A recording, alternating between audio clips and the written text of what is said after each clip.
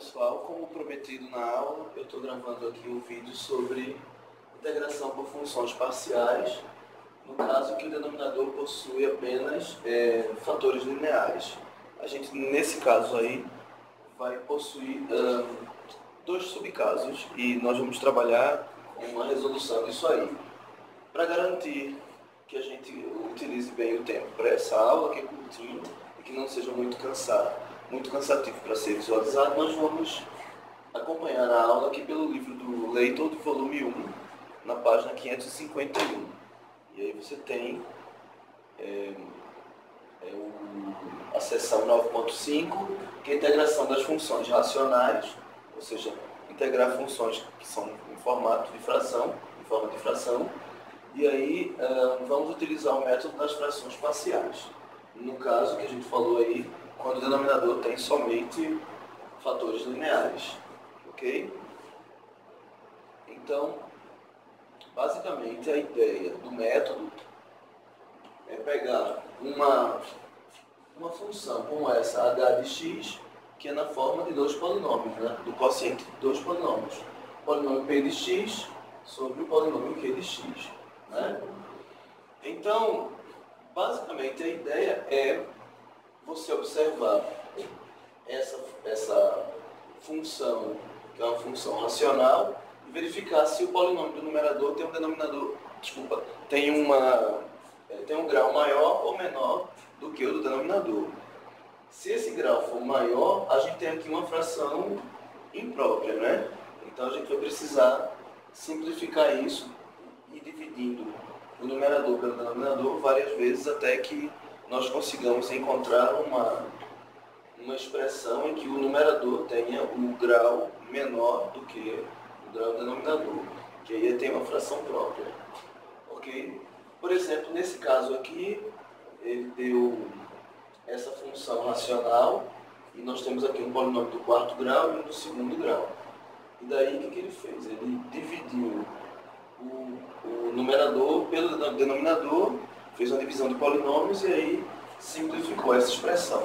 Efetuando essa divisão, acontece sobrar restos. A divisão não é exata. Por isso que ele só conseguiu fatorar e escrever isso dessa forma. Né?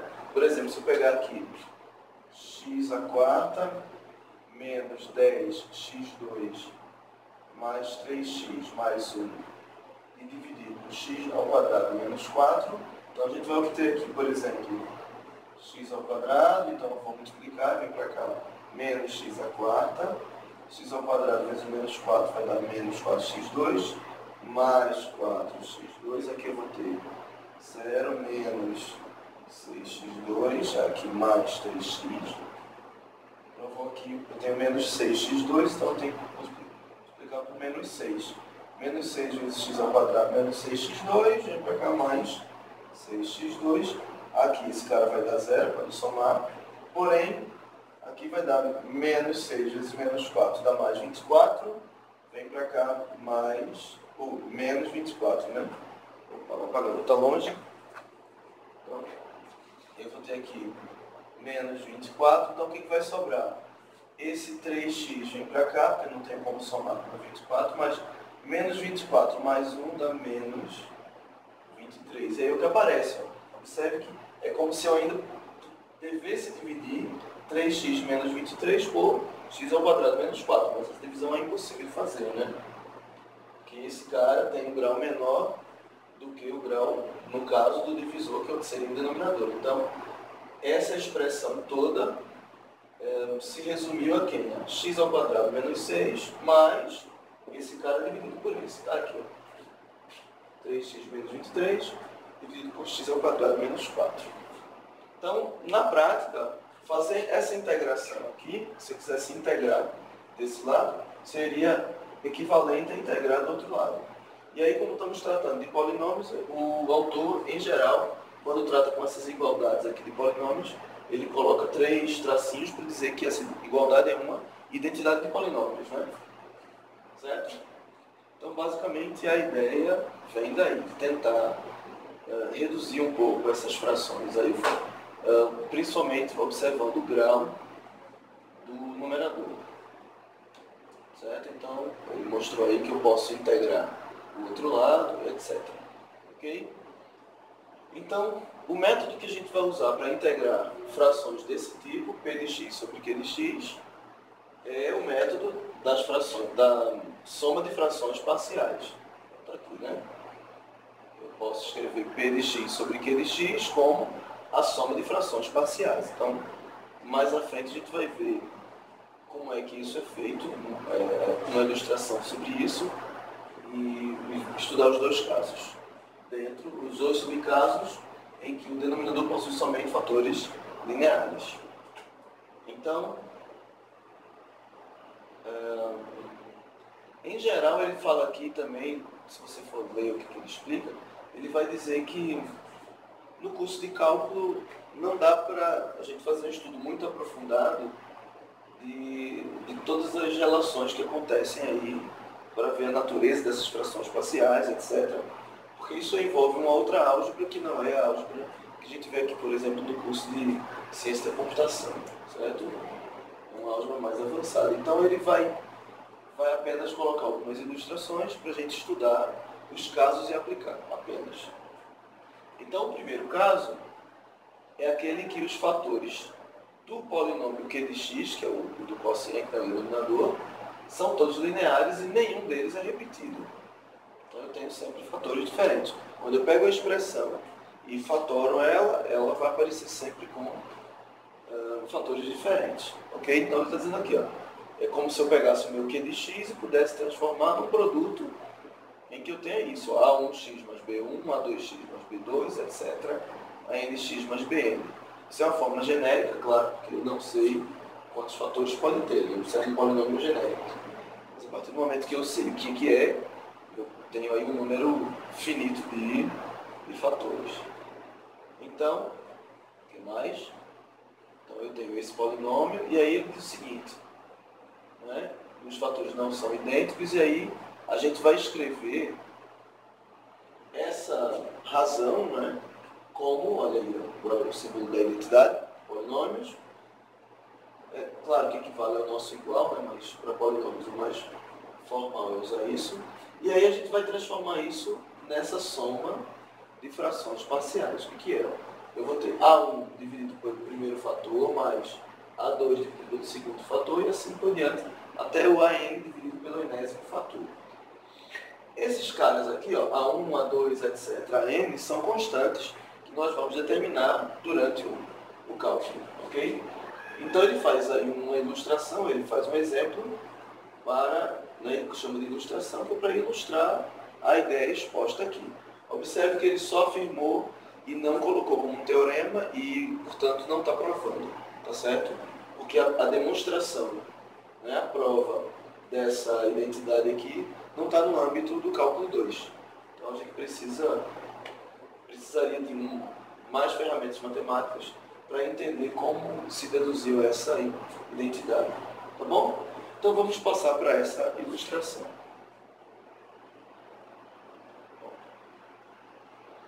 Ele quer que a gente faça, ele está aí fazendo, pedindo para a gente fazer a integral dessa fração aqui, né? Dessa função quociente, onde o numerador é um polinômio de primeiro grau e o denominador é um polinômio de terceiro grau.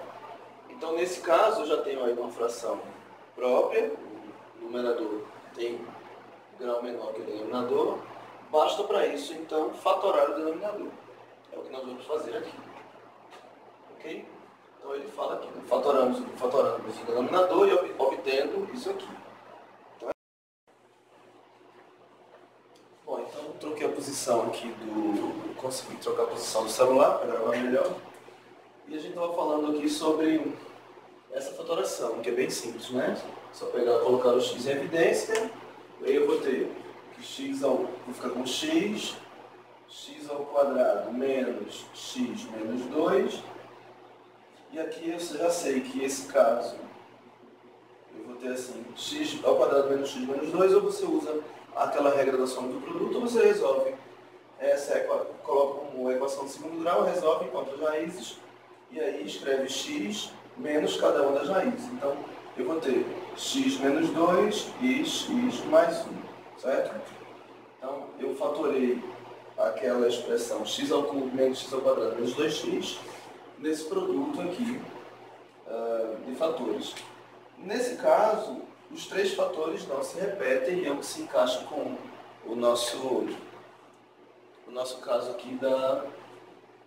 está sendo colocado. Deixa só um minutinho, deixa eu só arrumar aqui. Vou pegar uma outra coisa para passar melhor. O mouse. É no improviso, então, essa gravação não é no estúdio, na sala de aula, então alguma coisa tem que falhar. Então vamos ver. Então a gente fez isso, né? Fatorou esse denominador nesse produto, os fatores não se repetem, então a gente vai escrever naquela forma das frações parciais. Então vai ficar, né? Eu vou escrever a minha identidade agora, e aí eu vou ter A sobre o primeiro fator, mais B sobre o segundo, mais C sobre o terceiro. Lá naquela fórmula ele usou A1, A2, A3, etc, a N, né? Como aqui só são três, o autor escreveu A, B e C, poderia ser A1, A2 e A3. Esse C, na prática, eu acho um pouco chato porque confunde. Lá no final, quando você faz a integral, você escreve de novo mais C. Aí fica parecendo que eu estou usando o mesmo C, né? Claro, como ele apareceu depois, é como se fosse em computação. Ele é a nova variável que apareceu lá, assumiu outro valor, né? Mas pode ser A1, A2 e A3 também, isso é irrelevante. Então, a gente vai fazer o seguinte, para resolver isso, nós vamos pegar toda essa nossa expressão e multiplicar pelo MMC. Como se eu quisesse tirar o MMC de tudo aqui. Na verdade é isso que a gente está fazendo. O MMC é, nesse caso, esse próprio produto de fatores. Então, se eu multiplicar esse primeiro membro por esse cara, esse denominador, vai cancelar, vai sobrar x menos 1, tá aqui. Aí quando eu faço isso multiplicado por esse cara do A, então x cancela com x, né? E vai sobrar A que multiplica x menos 2, x mais 1. A mesma coisa para o B, então quando eu multiplicar pelo B, vai cancelar o x menos 2 com x menos 2, vai sobrar bx que multiplica x mais 1. Quando você fizer isso vezes o C, vai cancelar o x mais 1 dividido por x mais 1, que dá 1. Vai sobrar C que multiplica x menos 2, x mais 1. Ok? É isso que nós temos.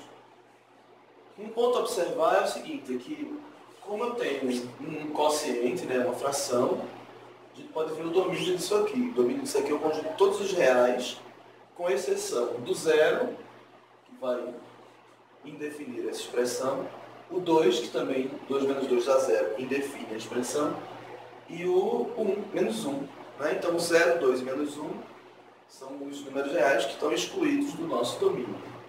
Então, essa expressão aqui é válida, com exceção do 0, 2 e menos 1. Consequentemente, aquele lado também. E a gente pode observar, né? Claro que aqui é uma soma, eu cancelando só esse primeiro termo teria o resto, né? Mas a identidade significa que tudo aqui é igual a tudo aqui. Então, se eu fizer o 0 aqui, isso não se define, aqui com 2 e aqui com menos 1. Mas na prática, tudo não se define quando pelo menos um deles já existiu. Só que depois que a gente tira o MMC e transforma isso tudo nessa forma, agora não tem mais restrição, né? Eu eliminei essa coisa. Mas nós vamos utilizar esses valores para determinar os valores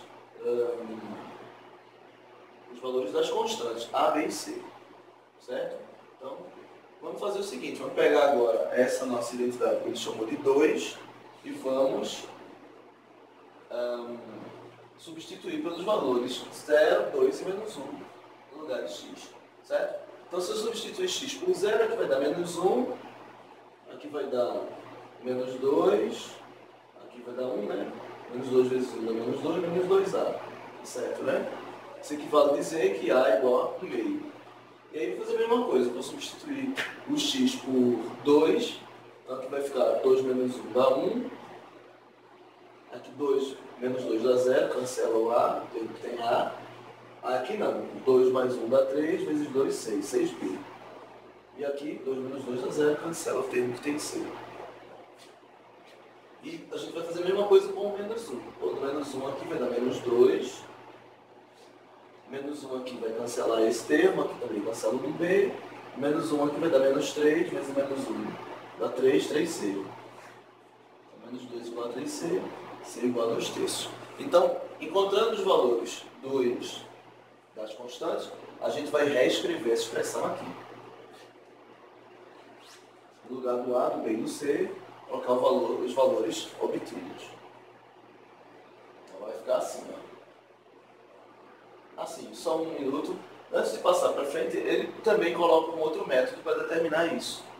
Ele faz agrupamentos dos termos, né? Quem tem x ao quadrado, quem tem x, quem não tem, junta tudo e faz uma comparação com a identidade. Se aqui tivesse x ao quadrado, como não tem, então a mais b mais c é igual a 0.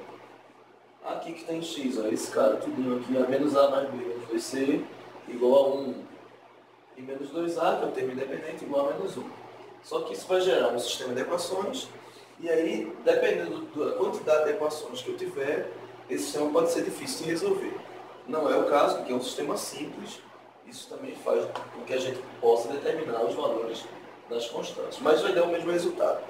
Então, já que nós temos os valores das constantes, A igual a 1 meio, B é 1 sexto e C igual a menos 2 terços, a gente substitui aqui naquela expressão, que tinha A sobre x mais B, x menos 2, etc. O que a gente quer fazer agora? Agora é resolver a integral. Então, eu transformei essa minha função quociente nessa soma de frações parciais. Observe que aqui eu podia melhorar essa escrita escrevendo 1 meio vezes 1 meio sobre x, né? Isso aqui é 1 meio. Repete a primeira, multiplico pelo inverso da segunda. Então, eu tenho essa expressão aqui, mas na hora que eu for fazer a integral, eu posso colocar esse 1 meio já fora, né? Então, isso aqui ficaria assim, ó, 1 meio integral de 1 sobre x dx. Ou como o autor gosta muito de usar, dx sobre x, mesma coisa, né? Então a gente vai ver que ele vai pular um passinho aí, né? Ao invés de primeiro escrever isso de um modo mais arrumado, ele já vai fazer o seguinte: como ele sabe que esses caras que estão no numerador vão ser constantes, na hora que ele fizer a integral aqui, então ele já vai escrever esse cara, 1 meio integral de 1 sobre x dx, aí 1 sexto integral de 1 sobre x menos 2 dx e assim por diante. Ok? Então na próxima página já tem isso. Olha lá, que é o que ele faz aqui. Ok? Então ele escreve dessa forma: integral igual a dx igual, aí ficou 1 meio 1 sobre x dx mais 1 sexto integral de 1 sobre x menos 2 dx menos 2 terços integral de 1 sobre x mais 1 dx. E daí, claro, né, vai usar agora aquela fórmula da integração, né? A gente sabe que a integral de 1 sobre x é o log, né, o ln do módulo de x. Então, vai escrever aqui 1 meio integral ln do módulo de x mais 1 sexto ln do módulo de x menos 2 menos 2 terços ln do módulo de x mais 1. E daí, ao invés de escrever mais c, resolveu colocar 1 sexto e escrever a constante c como lnc. Isso, na verdade, até é chato falar, mas é uma questão mais de estética no final, né? Porque aí ele colocou 1 sexto, como aqui é uma constante qualquer, eu posso escrever o que quiser. Então, esse 1 sexto, porque ó, 1 meio, 1 sexto e 2 terços, menos 2 terços, são múltiplos de 1 sexto. Eu posso dividir todos por 1 sexto. Ok? E o ln é porque eu tenho ln em tudo. Então, no final das contas, ele queria escrever o c dentro da expressão reduzida. Então, como eu ia dizendo, eu deixaria aqui somente o mais c, não colocaria o ln. E observe que ele utilizou, como eu falei, as propriedades dos logaritmos. Então, aqui, ó, como eu tenho 3 ln de x, é como se fosse aqui ln de x ao cubo. Aqui eu tenho 4 ln de x mais 1, módulo, né? Então seria ln do módulo de x mais 1 elevado à quarta, né? Aqui. E aí ele vai utilizar as propriedades dos logaritmos para resolver. Então, ele transforma essa soma em produto de logaritmos. Então, ele tem aqui x ao cubo, né? Vai ficar log do módulo de x ao cubo vezes x menos 2. Ó. Esse c, como ele colocou, ele vem para cá, também tem soma, então é produto de logaritmos, está lá. É o logaritmo do produto, aliás. E esse outro que tem uma diferença, né, tem uma subtração, é porque eu tenho aqui um quociente. Então, o log do quociente é a diferença dos logs. Então, é como se fosse essa soma menos esse daqui, né? Então, seria o produto dividido pelo quociente, que é esse cara aqui. Esse 4 vem para cá, x mais 1 a quarta. Então, está aí a expressão mais reduzida possível. Okay? O segundo caso é um pouquinho diferente do primeiro, que é o caso em que os denominadores, se eu fatorar o denominador, os fatores vão ser repetidos, ou um ou mais fatores vão ter repetição. Então, nesse caso, nós vamos fazer o seguinte: quando aquele fator repetido, quando a gente quiser fatorar aquele cara que vai se repetir, a fatoração vai ser escrever esse fator, né, ele está aqui elevado a p, estou dizendo que ele aparece p vezes, ele fala aqui, ó, tem um fator que aparece p vezes no denominador, e aí eu vou pegar esse fator e vou fazer assim, vou escrever ele elevado a p, depois a p menos 1, p menos 2, p menos 3, até escrever o próprio fator elevado à primeira potência. Então, se aparecer mais de um fator repetido, a gente vai fazer isso com todos eles. Ele faz um exemplo, aí depois, claro, né, eu estou escrevendo a minha identidade, aí a minha razão vai ser igual a essa soma de frações parciais. E aí eu tenho aqui um exemplo que se resolve de um modo parecido que o anterior, porém aqui aparece o caso em que os fatores se repetem. Pode ver, eu tenho x ao quadrado, é x duas vezes x, né? E aqui é x menos 2 que multiplico por ele mesmo 3 vezes. Então, como é que eu vou fazer essas frações parciais? Eu vou pegar esse meu quociente, minha função h, e vou escrever desse modo aqui, né, como soma de frações parciais. Como é que vão aparecer essas frações? Em cima vão ser as constantes, e no denominador eu vou ter isso. Por exemplo, x ao quadrado vai ficar x ao quadrado na primeira, depois x, né, eu decresci o expoente. Aqui eu tenho x menos 2 ao cubo, então eu tenho x menos 2 ao cubo, depois x menos 2 ao quadrado, x menos 2. E basicamente a ideia é parecida com a outra. Vou verificar os valores para os quais isso se define. Então, por exemplo, o 0 e o 2 não pertencem ao domínio, é o domínio de conjuntos reais, com exceção do 0 e do 2. A gente vai substituir o x pelo 0 do outro lado, depois o x pelo 2 do outro lado, e calcular os valores de A, B, C, D e E. Só que a gente vai fazer isso após multiplicar todos os valores aí, todos os membros, os dois membros, todos parcela a parcela do segundo membro, pelo NMC, que é esse denominador. Então, a gente multiplica tudo por esse cara. Vai cancelar, vai dar x ao cubo menos 1. Quando eu pegar esse do A, multiplicar por esse daqui, x2 com x2 cancela, sobra A que multiplica x menos 2 ao cubo, e assim por diante, eu vou fazer a mesma coisa com todos os fatores. Então, aí eu obtenho esses resultados. E daí, como eu falei, a gente vai substituir o x pelo 2 e o x pelo 0. Então, o autor fez logo aqui, substituiu pelo 2, aqui vai ficar 2 ao cubo dá 8, menos 1 dá 7.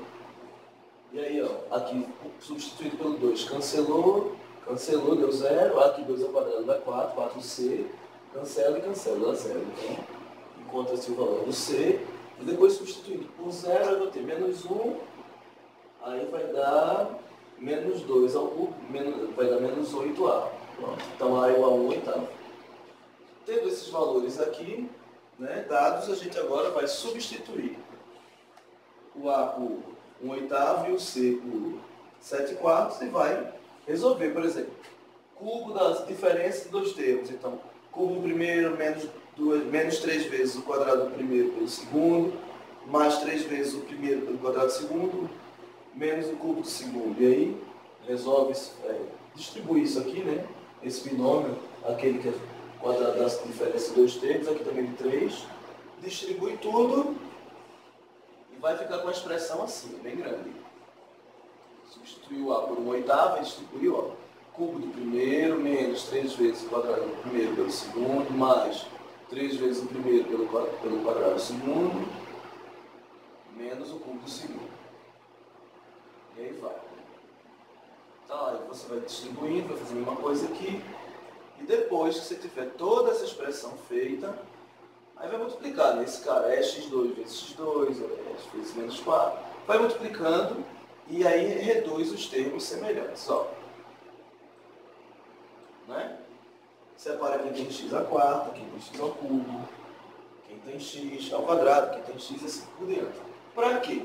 Como aqui é uma identidade, significa que esse polinômio que está no primeiro membro é igual ao polinômio que está no segundo membro. Então, por exemplo, b mais e x à quarta tem que ser igual ao cara que está na frente do x à quarta. Só que como aqui o meu x à quarta, na frente dele é zero, temos 0x à quarta, b mais e é igual a zero. Esses caras aqui, ó, x ao cubo. Então, 1/8 menos 6b mais d menos 4e igual a 1. E assim por diante. Como eu não tenho nada com x ao quadrado, tudo que tiver na frente do x ao quadrado vai ser igual a zero. E assim por diante. O que acontece? Nós vamos então gerar um pequeno sistema. Quando a gente resolve esse sistema, tem aí os valores das constantes. Né? Aqui é fácil, acho o valor de b, boto aqui, acho de e, com b e com e eu acho d, com os 3 eu acho o valor de a. Aliás, eu já tinha, nem preciso. Eu só preciso colocar ali para validar. Esse aqui se torna verdadeiro. E depois substituímos igualzinho no outro, ó. De novo, onde tem A, B, C, D, E, os valores dados. E aí sim, lembrar que isso vão ser constantes na integração de para frente. Certo? E aí a gente reescreve a nossa integral. Vai ficar desse modo. Ok? Então essa integral vai ser igual a isso aqui tudinho, né? 1/8 integral de 1 sobre x ao quadrado dx, 3/16 de 1 sobre x dx e vai. Lembrar de calcular utilizando a fórmula do logaritmo, né? Então isso aqui vai ser ln do módulo de x ao quadrado, então vai ficar 1/8 ln do módulo de x ao quadrado, 3/16 ln do módulo de x e assim vai. Só que estou falando dx aqui, né? dx, não, está aqui em cima, tá certo, dx.